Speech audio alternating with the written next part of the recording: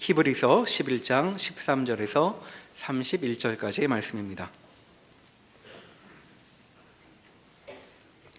이 사람들은 다 믿음을 따라 죽었으며 약속을 받지 못하였으되 그것들을 멀리서 보고 환영하며 또 땅에서는 외국인과 나그네임을 증언하였으니 그들이 이같이 말하는 것은 자기들이 본향 찾는 자임을 나타냄이라.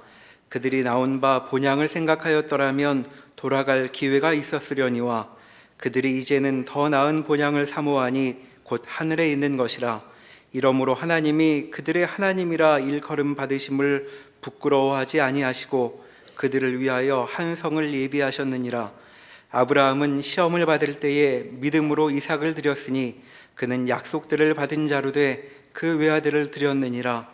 그에게 이미 말씀하시기를 내 자손이라 칭할 자는 이삭으로 말미암으리라 하였으니 그가 하나님이 능히 이삭을 죽은 자 가운데서 다시 살리실 줄로 생각한지라. 비유컨대 그를 죽은 자 가운데서 도로 받은 것이니라.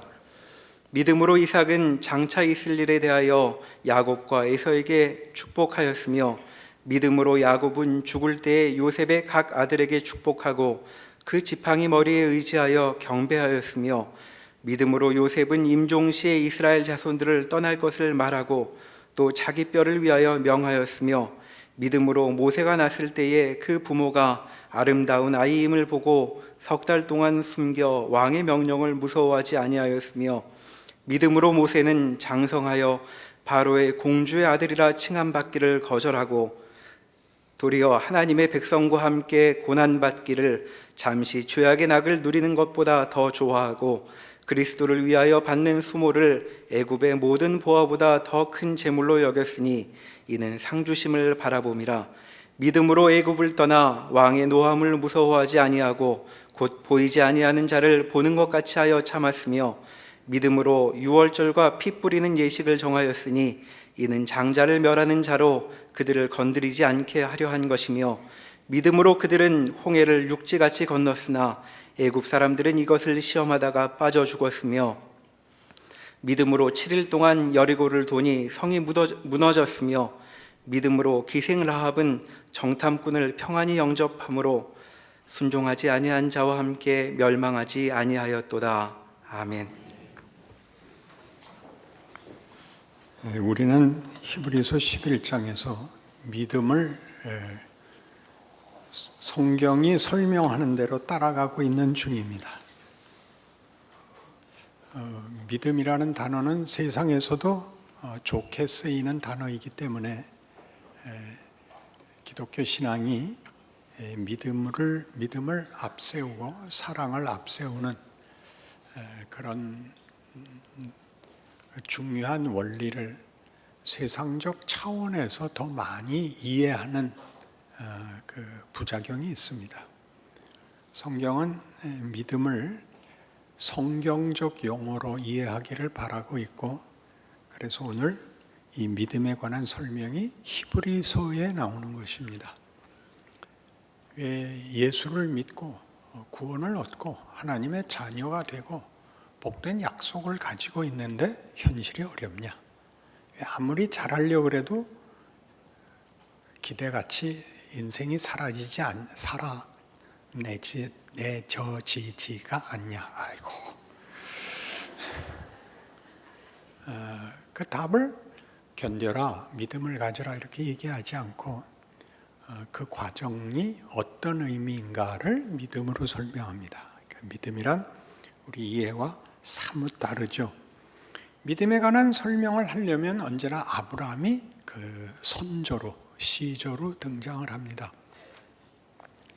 앞에 부분에서 아브라함의 등장은 아브라함이 믿음의 조상이라고 불릴 만한 그 어떤 유산, 어떤 증언을 위해서 아브라함은 뿌리가 끊기고 기대가 꺾인 인생으로서 등장합니다.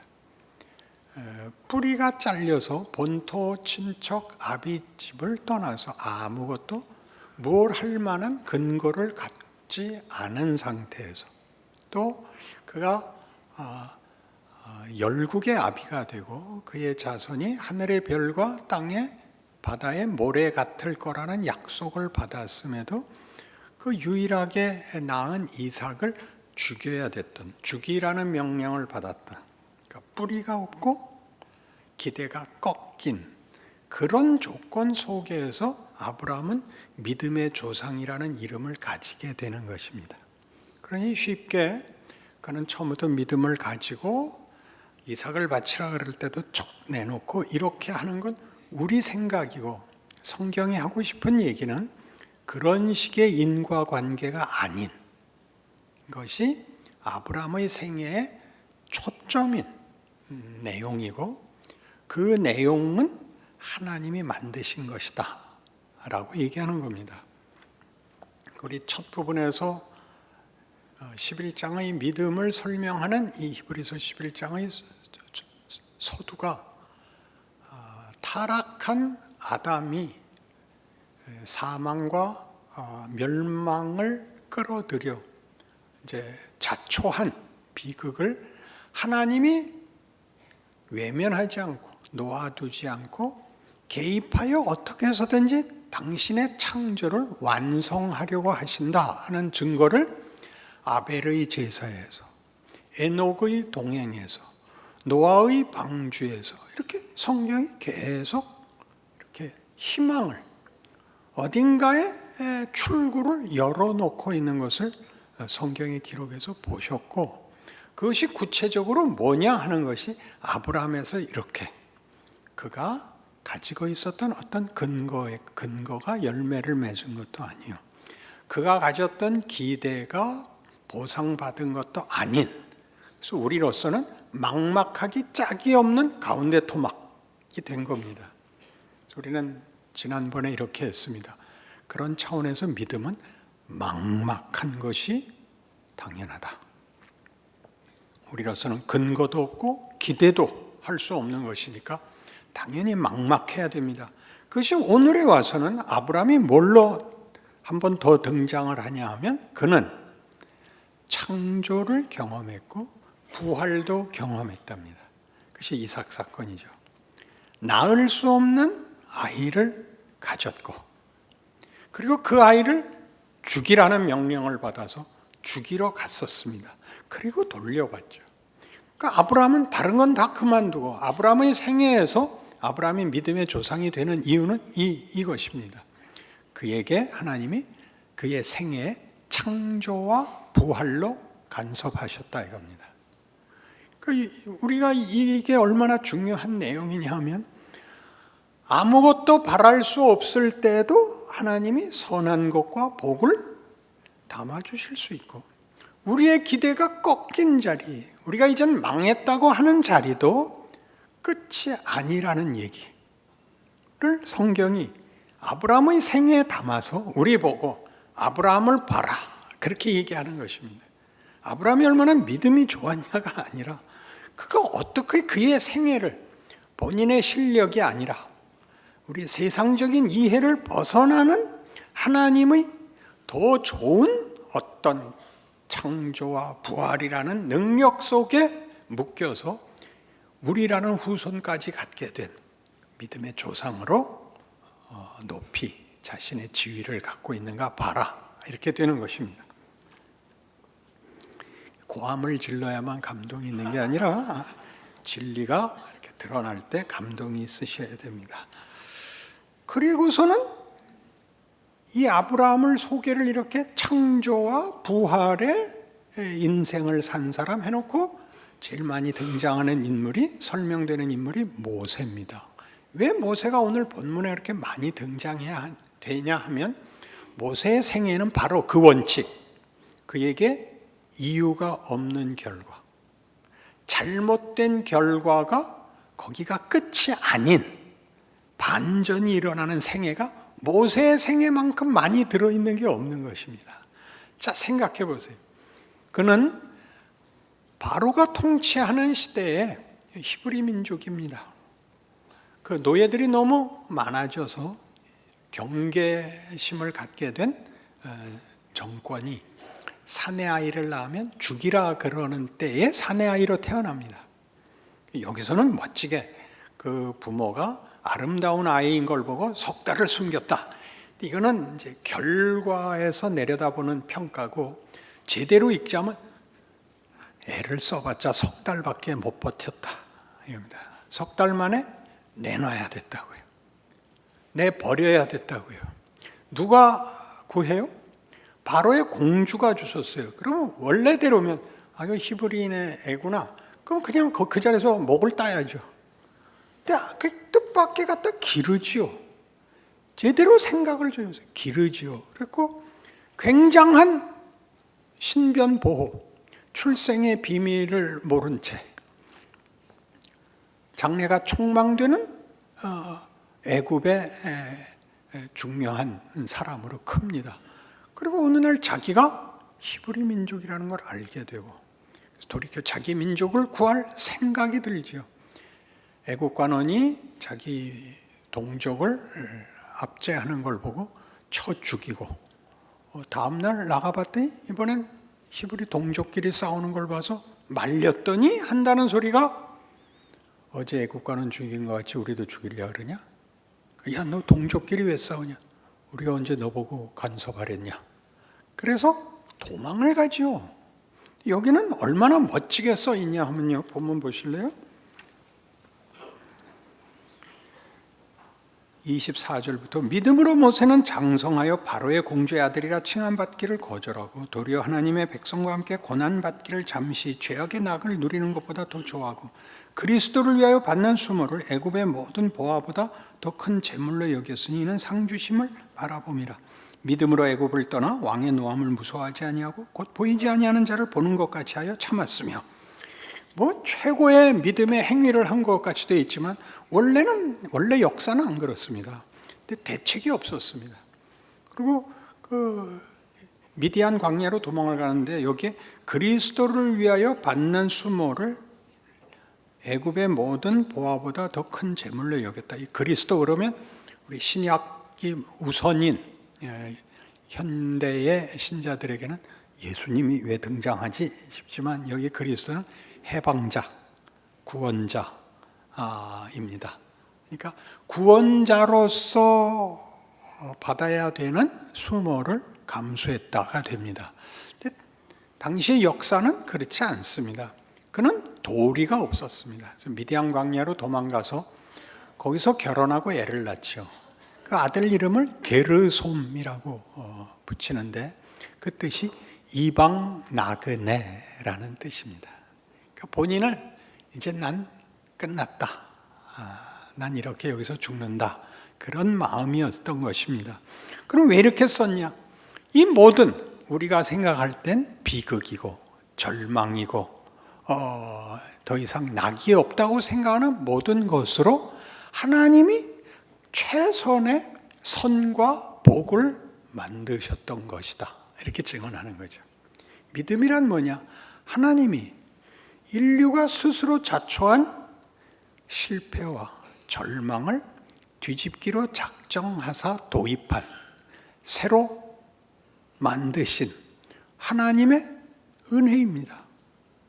하나님이 이 일을 당시에 모세가 하나도 모르고 어떻게 해야 될지 모르고, 그래서 뭘 구하지도 않은 상태에서 하나님이 마음껏 모세를 간섭하시고 만드셔서 민족의 지도자로 세우고, 그리고 하나님의 뜻을 인류의 운명으로 만드는데 중요한 역할을 맡게 하셨다고 얘기합니다. 그것이 믿음입니다. 그러니 여기 있는 대로 하자면 28절, 믿음으로 유월절과 피 뿌리는 예식을 정하였으니 이는 장자를 멸하는 자로 그들을 건드리지 않게 하려 한 것이며, 믿음으로 그들은 홍해를 육지같이 건넜으나 애굽 사람들은 이것을 시험하다가 빠져 죽었으며, 믿음으로 7일 동안 여리고를 도니 성이 무너졌으며. 이게 다 무슨 뜻입니까? 넘을 수 없는 장벽들, 홍해, 장자를 죽이는 마지막 10번째 재앙, 모든 마지를 다 죽이는 그 재앙에서 단지 하나, 문설주에 어린 양 피를 칠한 것만으로 살아납니다. 굉장하지 않습니까? 원자탄이 터졌는데 손가락에 침 하나 묻히고 볼따구에 대면 그가 살아남는다. 그러면 여러분 얼마나 생각을 달리해야 됩니까? 그렇지 않습니까? 그러니까 유월절 사건이나 홍해 앞에서 뭐라고 원망을 합니까? 그러게 왜 끌고 나왔냐? 그냥 거기서 죽게 놔두지 하필 여기까지 고생시켜서 홍해에다 죽이겠단 말이냐를 뚫어. 그렇죠? 그 절망과 그 비명이 찬송이 되게 만드셨고, 우리는 도저히 못 들어가겠습니다. 그들은 얼마나 안악 자손은 큰지 우리가 보기에 그들이 우리를 볼 때 메뚜기 같아 보였을 겁니다 하는 그 최고의 성을 다만 뭐 째려본 것도 아니요. 그죠? 7바퀴 힘차게 걸었을 거라고 예상되지 않습니다. 그냥 7바퀴. 그러자 성이 혼자 무너졌죠. 이 모든 것들이 믿음이라는 말 속에 들어있는 하나님이 인류를 향하여 가지시는 적극적이고 긍휼과 자비와 복 주시려는 열심의 방법입니다. 이게 믿음이죠. 우리 모두가 놀라는 건 뭐라고요? 근거가 없고 기대가 꺾인 이 가운데 토막에서 죽어나는 거죠. 난 뭔가, 이게 뭔가 속에 들어있는, 왜 믿음이 나는 이거밖에 안 될까? 충분히 있으세요. 여러분에게 믿음이 충분히 있는 것은 믿음을 여러분이 생산해야 되는 것이 아닙니다. 믿음이 여러분을 붙잡고 있습니다. 모세가 그 미디안 광야에서 40년이나 지내고 모든 기대가 꺾인 다음에 하나님이 만나 주시죠. 떨기나무에 붙은 불. 모세야, 내가 너를 내 백성에게 보내요. 애굽의 손에서 구원하려고 한다. 가라. 모세가 가장 먼저 반문한 게 뭡니까? 하나님 어떻게 일을 그렇게 하십니까? 40년 전에 제가 하겠다고 일어났을 땐 뭐 하고 계시다가 이제 와서 80에 뭘 하라는 겁니까? 하나님 대답이 굉장하지 않았습니까? 모세야, 나는 어느 순간도 하나님의 길을 중단하지 않는 하나님이란다. 그 40년이 아무것도 아니었다고 너는 생각하냐? 그때 내가 가장 많이 훈련을 받았단다. 그게 우리죠. 여러분은 도대체 주일날 무슨 생각을 하고 나오십니까? 아무 생각 없이 나온다. 다 여기 들어야죠. 아무 생각 없이 나온다. 왜 세상으로 가고픈 유혹이 없었겠습니까? 나가보니까 불편하죠. 제일 많은 고백이 이겁니다. 등산을 갔더니 꼭 구를 것 같아서 내가 이 마음을 갖고 등산을 하느니 교회 가서 졸자. 마음이 편하다고요. 예배 보고 가면 뭘 들었는지는 모르지만 가는 발걸음이 행복하다니까. 이게 낫더라니까요. 하나님이 이렇게 붙잡고 계십니다. 그리고 여러분이 지금 아무것도 아니라고 하는 시간이 일을 합니다. 그게 우리가 볼 때 결과가 빨리빨리 나타나면, 문맥이 사라지면 그 담은 내용을 흘립니다. 문맥을 단단하게 넓게 준비해야 보화든 복이든 자랑이든 명예든 담아서 자기 것을 가질 수 있습니다.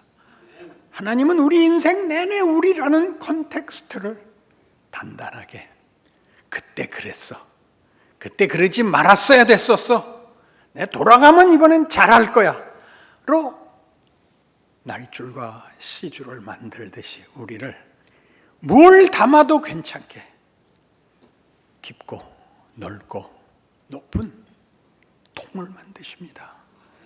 그리고 눌러 넘치도록 하나님의 영광과 자랑을 채우고 계시는 것입니다. 그것이 마지막에 오면 기생 라합까지 오는데, 기생 라합은 우리 모두에게 희망을 줍니다. 라합은 31절 믿음으로 기생 라합은 정탐꾼을 평안히 영접하였으므로 순종하지 아니한 자와 함께 멸망하지 아니하였도다. 라합은 어떻게 정탐꾼을 숨겨줄 수 있었을까요? 무슨 믿음으로, 무슨 안목으로 알아봤을까요? 그는 창녀였기 때문에 밤새 영업을 했고 거기 밖엔 문 열려 있는 집이 없어서 정탐꾼들이 글로 숨었습니다. 그는 결코 정탐꾼들을 살려주려고 한 게 아니라 손님을 받았을 뿐입니다. 그리고 뭐가 됩니까? 다윗의 선조가 됩니다. 환장하죠. 여러분들이 이것만은 없었으면 좋겠다라고 생각하는 것이 일을 하는 정도가 아니라 가장 큰 영광을 만든다. 믿음은 그렇게 얘기하는 겁니다.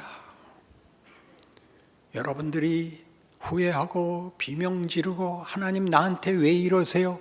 다 찬송으로 바뀔 것입니다.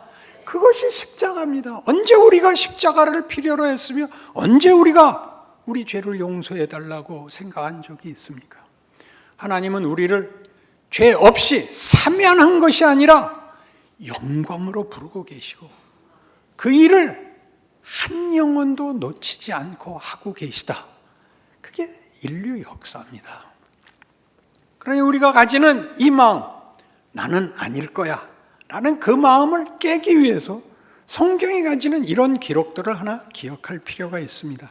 시편 39편, 구약성경 831페이지, 시편 39편 12절. 12절 한 절을 같이 읽읍시다. 여호와여 나의 기도를 들으시며 나의 부르짖음에 귀를 기울여서 내가 눈물 흘릴 때 잠잠하지 마옵소서. 나는 주와 함께 있는 나그네이며 나의 모든 조사등처럼 떠도나이다. 주와 함께 있는 나그네랍니다.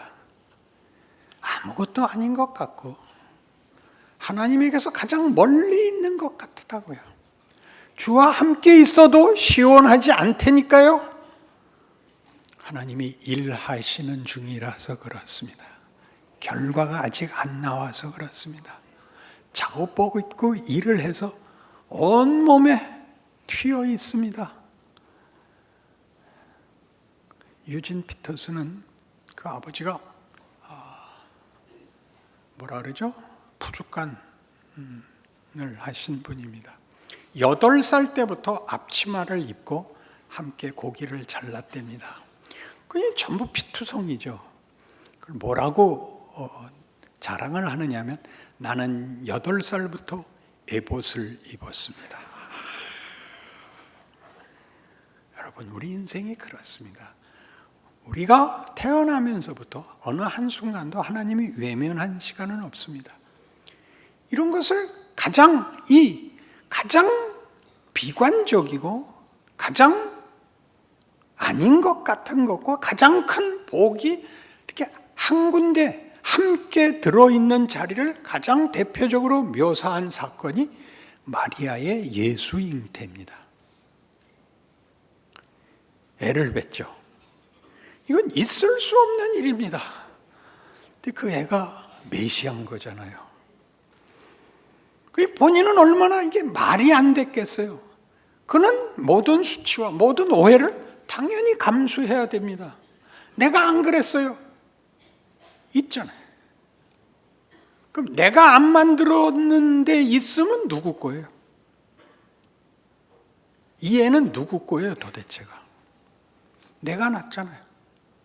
내가 안 만들었잖아요. 수치와 가장 큰 영광이 그의 뱃속에 들어있습니다. 우리가 그렇죠. 우리가 나중에 낳아봐야 알죠. 뱃속에 있는 동안은 창피하고 이게 뭔가 싶고 그렇게 사는 중입니다.